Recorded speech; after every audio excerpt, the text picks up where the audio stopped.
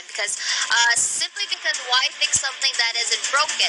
Okay, they managed to just ban out the Selena and take away the Toms as what they said, but like what Wolf said, same different recipes but same way on how they get things going. And without further ado, this is our second game of our match one between BSB and Execration. And going back here, Rockhart, I also feel a sort of, let's say, a very, not so very, but more on, in terms of champion pools or hero pools, I think Execration has the upper hand right here because BSB wasn't really able to find a better solution to what they had during game number one, and this is what we're witnessing right now. Even though with the Selena out of play and the Toms not in their hands, that's not really gonna deter Execration from doing the similar strategy that they had during game one. Yeah, Itomax back from a full hitter to a semi-hitting support to a full support here on the Diggy. I mean, it kind of does the same thing with Chaknu on the Atlas. I mean, if you watch the replays of last game, almost all of them were big-time fatal links from Chaknu's Atlas. So I would say this is a pick that was snubbed, and I think that's a big mistake as well. But again, BSB, a lot of people, if you play on the ranked games, they really like this carry. They really like this Estes. Let's find out and see if that's going to be effective here as well. Indeed, because the carry has this big late game potential, if ever so they make it to that certain point, which I'm pretty sure that Execration won't allow to happen as well. But again, like what you said, for the side of BSB, they have they managed to actually patch or put some band-aid around with what happened with that lacking Lilia damage. At least somehow, like, just band-aid in a little bit, right? Here. Yeah, so we'll have to wait and see. I mean, it's a different pick. It's a little bit difficult to execute. Like Sorley did say, this Kaja is going to have to do a lot, right? So I wonder if they can do it right now, though. Okay, with that being said, it looks like they are huddled up together here, but too close for comfort as they manage to escape in a very fashionable way in time for them to not really get picked off. But that isn't really going to be the case for both sides, and I think they will just go back to farming and just slowly scaling until they are quite confident enough with the items that they possess, and let's see if they can really get that pick off. But I don't know. I feel like the later on this game goes, I feel like Execration is still going to get ahead. Because if you look at BSB's lineup, I mean, okay, carry is super duper late game strong, but everyone's mid game strong as well. Great Fatal Links again! Oh my god, that was explosive on the right targets, removing Jiraxnu immediately after that fight. Now Trevor, no one to support, goes down as well. Double kill on the Ling. Wow, what a play from BSB. This is a beautiful fatal link done by the Atlas right there. It really sets the game up. All they have to do is just really wait for the compiled members of BSB to just really go in a very sticky situation, and Ling and company just goes for the kill, and that is something that I have to commend for, because 3 minutes in and they're already killed down, and in terms of goal, they're 1k ahead, and they are not going to stop there and will be taking a turret take. Yeah, flashy plays all around from Execration, because you know what, if you look at their battle spell, I mean, all of those are, you know what I mean, they're all flickers. And speaking of which, a nice try from Zapnu. I like that. Very proactive plays coming in from members of Execration, and if you have these flicker spells available, they should always be on cooldown. I feel like you should always try to use them, always try to get those kills, because if you're not, it might be a waste, right? Yeah, definitely. And you can't really afford to waste resources, especially if they're not deemed necessary. And going back here, the rotations of BSB is quite interesting. I mean, it's already a given that the Towns it's going to be here in the lower sides. But you know what? The pressure is on because Execration is just applying a lot of pressure. They go for that tower dive. But again, in return, Diggy will be getting that kill, investing a time journey, but that is enough for the Ling and the Jihad to back away. And now they're transitioning onto the middle side, having that potential takedown per se, when if ever so that they manage to stray away. Super disjointed fight there from from Execration on the bot lane, right? It was a weird decision for Hate to use Tempest Blades for basically escaping, engaging, and then escaping right away. I feel like they said, "Oh my God, let's go take this target," and then 5 seconds, 0.5 seconds later, oops. So a little waste there for Execration. Never mind, is going to be the call, but again, wasted opportunity, and that's going to be make up here by Chaknu. Oh man, Ling wants to go for another one here, and everyone is just doing a good job of keeping your HP bars up. The great time journey actually made a big difference, but the problem is everyone from Execration, they're not in a good position to actually clean up the low HP members of BSB. Do you like messy? Well, this is messy, and this is what we witnessed just now. That was a very good beginning, or the start of the team fight. But again, Execration wasn't able to retaliate all throughout, but now they're actually making up for it by having that skills. But again, going back to the fight that we had earlier, it was a good start. Here, onto the replay. It was a very great start when Ling had it all, but now it became a bit messy when they had to disperse. And here, if you're going to see, the time's journey only accumulates some of the team members, in which case that kind of really turned the table around for the side of BSB for Carry to get that free hit. Yeah, if you're a fan of Execration, you'd be thinking, what was that about? They had great execution. They started off so well, but on the cleanup, people were like hesitating, like, okay, what target do we actually go for? Yeah. Is this the right target? Are we gonna attack this? And then everyone just ended up like walking. It looked like they were just walking all around, right? So a bit of a questionable play there from Execration. Will they be able to make it up though? That's something we'll have to find out. Well, they have to do it fast because if, like what I've noticed early into the draft, the carry here has this mid to late game potential that can really swipe the initial dominance of Execration right now. And again, seeing it as it is right now, the STs would really be super beneficial when positioned right, and the heals are placed in a timely manner. We'll be throwing Trevor, and now goes for this potential pickoff. Oh boy, look at that. And this time around, Execration looking a lot more, I would say, decisive. But this time, BSB, they seem to be a bit more sturdy.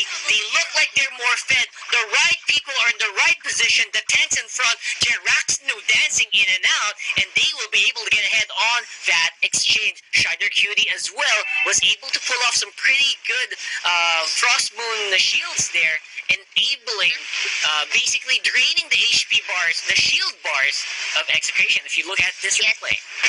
Indeed, and this is where it goes. Fatal Links will be on timely place, but that's not really going to be enough because the carry was in a position where she can free hit in a very smoothly manner. And just like that, the carry was able to cut the Ling in the process. And this time, I think BSB is showing some signs of life. It only has to really scale all throughout as the game progresses, and the best thing that Execration can do right now is to pin down one of the squishier heroes, which is again, if I'm not mistaken, it could be the carry and followed by the SDs, and that was the initial plan actually during that replay. It just so happens that in terms of, I think, prioritization of the target, it kind of was a dispersed decision. Yeah, I mean, it was basically just trying to stay alive. I don't know if they were trying to stay alive or just trying to go for targets there. But overall, I feel like Execration, they're still pretty much ahead, despite only having a 1k gold lead. To me, in my eyes, as long as Hate is doing a good job, as long as his stat line looks good, as long as the gold distribution is still favoring into this super mobile, hard-hitting assassin, I feel Execration is still in a good position. So right now, again, Cap 1, looking for targets here, needs to find Hate soon. Yes, indeed. But you know what? This is some of the things that I noticed that wasn't really highlighted earlier. Okay, we saw it in the replay. Okay, they were having that team fight onto the middle side of the lane, but you noticed that the Cho was, still missing in action and really went for that turn take onto the top side. What I think that Execration plans to do here is to just really go for split pushing because it's not every time that the objectives has to be a kill. Sometimes good map control is also essential for for the things that you can do to actually go and be flexible on your scaling. And speaking of scaling, Divine Judgment is going to be used and a falling star move to really pin the members of Execration off, but Ling will be taking that kill, and they're not going to stop here. Quite dispersed, but it's not enough because the members of Execration is here to really go into the aid and will be pinpointing down the members of BSB. Whew, well, that was a I lot. had to stop myself from laughing there a little bit because Cap 1 went for a divine judgment and then ran in a weird direction. Right now, though, it's a great fight. Coming in from Execration, huge Tempest of Blades there coming from Hate. And despite everyone being super low, Execration came out on top, wiping out 3 members from BSB.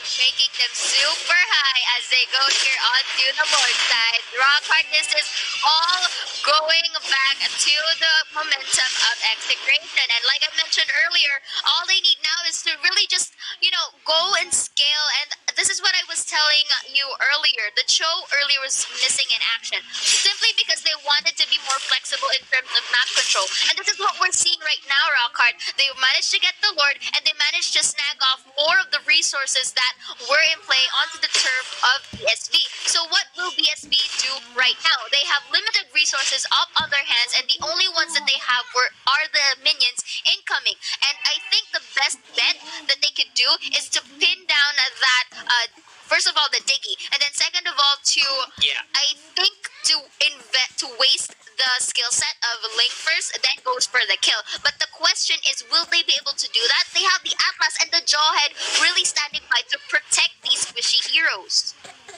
I gotta agree there, Seiya, because I feel like Itomax is doing a great job of keeping Chaknu alive, but this time Chaknu, not really so much of a flashy player that we saw last game, more of a slow commit, and that weird switch up in terms of the way that he plays, I think that threw BSB off their game, right? They were expecting Chaknu to go crazy, that's why they probably went with a Kaja, but it's not as crazy as we saw last game. Yeah, definitely. I mean, this is where the variety of hero pools come into play. It's really advantageous because you get to play with some sort of mind games right here that, you get to really one up the predictions that your opposing team will be getting. And that's what you said. They expected Chaklu to be a bit more crazy, but now that he is just here, being, really stealthily and, just standing by into supporting. So now we are now witnessing BSB members just really taking this blue buff away to not any potential steal, but that fatal link once more will be so beautifully made. And Ling here, as I said, will be pitched, but this is not over.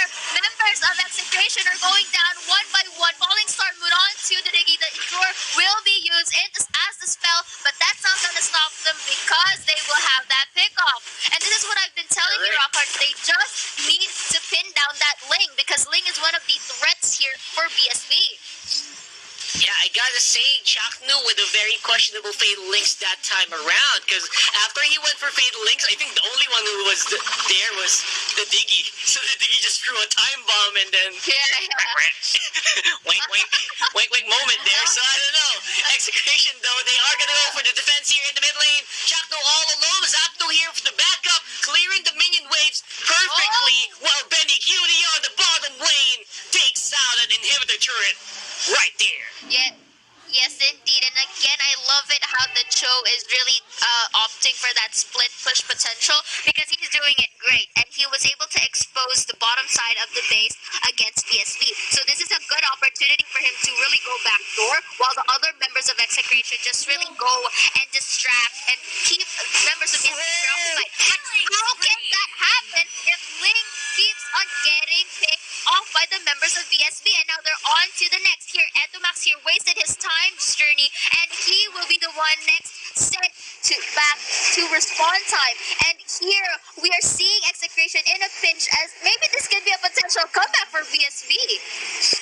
Oh man, BSB, I feel it. They can feel the win. Only 2 members alive from Execration. They can go. And that's going to be a falling star moon. No targets hit. Fatal links on almost everybody. Does not make a difference. Benny Cutie all alone trying to go for the minions. Can he clear it in time? One makes it through, and that will be it. This, I think, is going to be the first time we're going to see a 1-1 this week. BSB come out with a win. Yes, and I'm pretty sure that Mr. 100% is not so 100% right now. But checking at the post-game stats real quick right here, Rockhart. It was a very close fight, but all we're out, ESP was able to pull themselves off by just really pinning down the lane. And when they did that, it went really smoothly onto their favor and